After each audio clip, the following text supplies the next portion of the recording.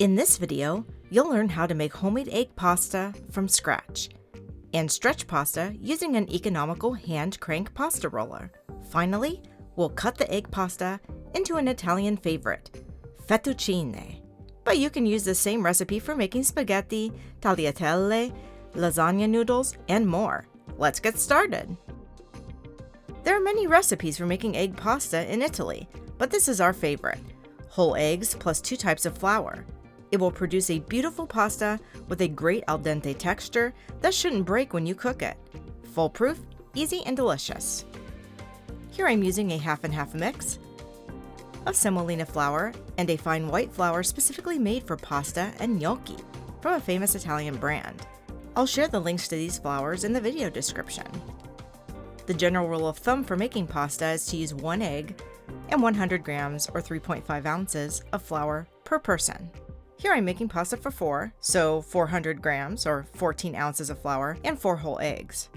That's about 3 cups total of all-purpose flour, but pros do always recommend weighing the flour for best results, and that's what I always do as well.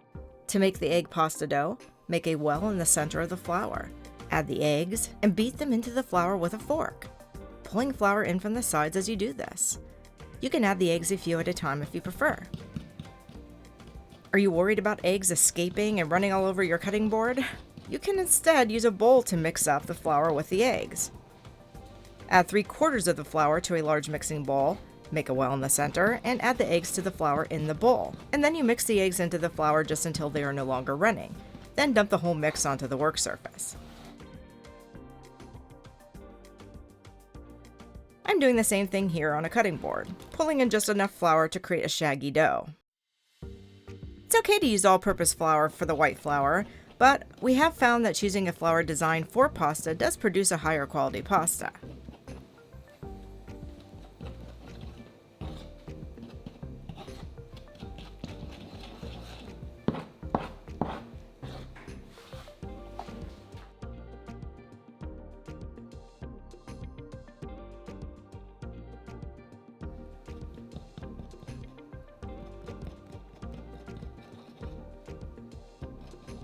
Don't forget to subscribe for free to our channel and click the bell for new video notifications.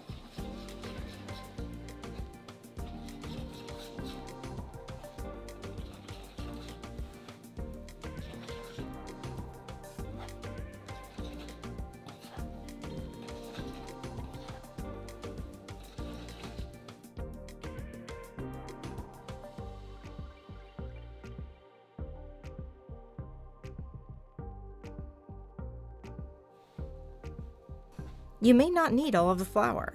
Flour absorbs liquid at a different rate depending on the brand, temperature, and a lot of other factors. Plus, your eggs may not all be the same size.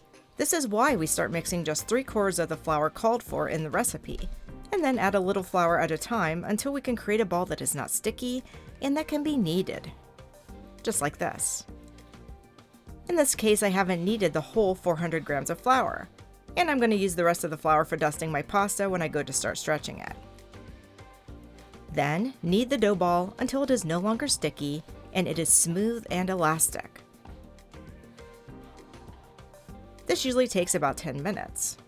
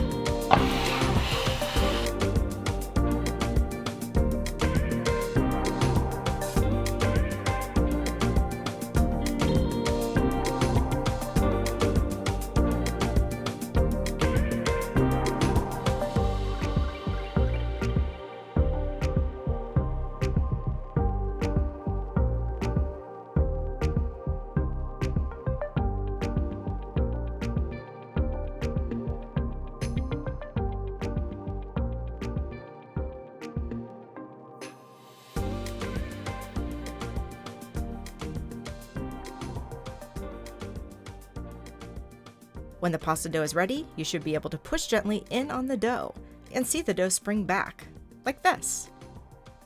Pasta dough must always rest before you start to stretch it, so cover the dough with plastic wrap or seal it in a bowl. Let it rest in the fridge for at least 30 minutes. After the dough has rested, you can stretch and cut it, or even freeze the dough for later use.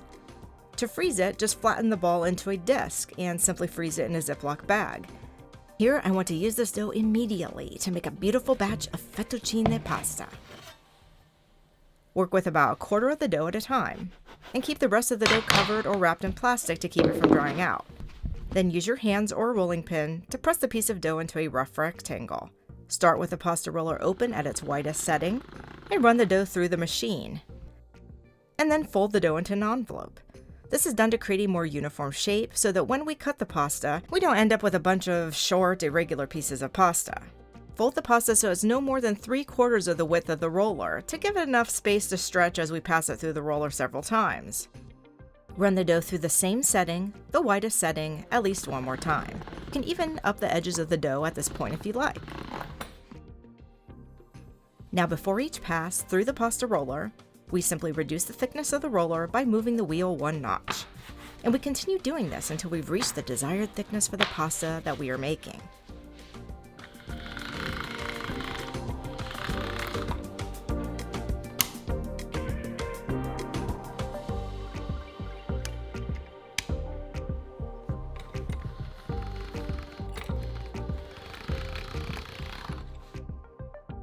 Here, I'm making fresh fettuccine, so I'm going to be stopping at the second to last setting on the pasta roller. This gives me a pasta sheet that's about 1 millimeter thick.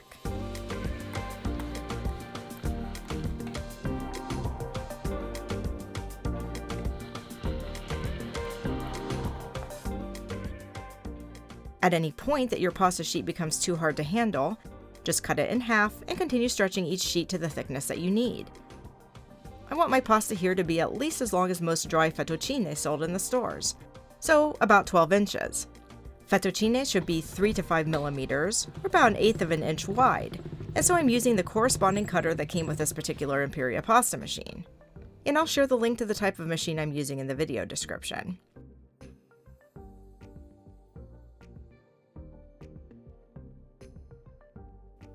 A few quick tips. Dust both sides of the pasta with flour and sprinkle some flour into the cutter before running the pasta through to get a crisp cut and avoid pasta sticking to the machine.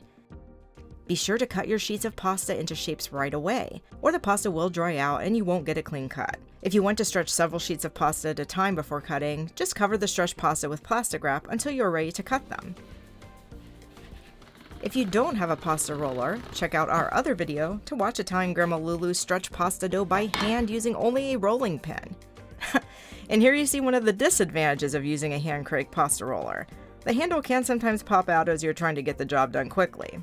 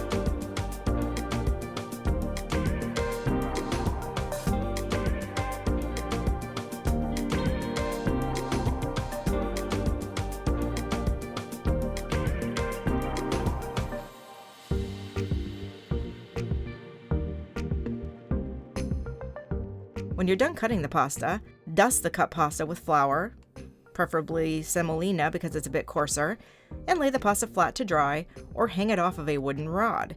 You can even use a long pasta roller to dry your pasta, a trick I learned from an Italian grandma. And then you can place the pasta on a lightly floured towel or paper towel. Cover it lightly with a bag like this and pop it into the fridge until you're ready to use it.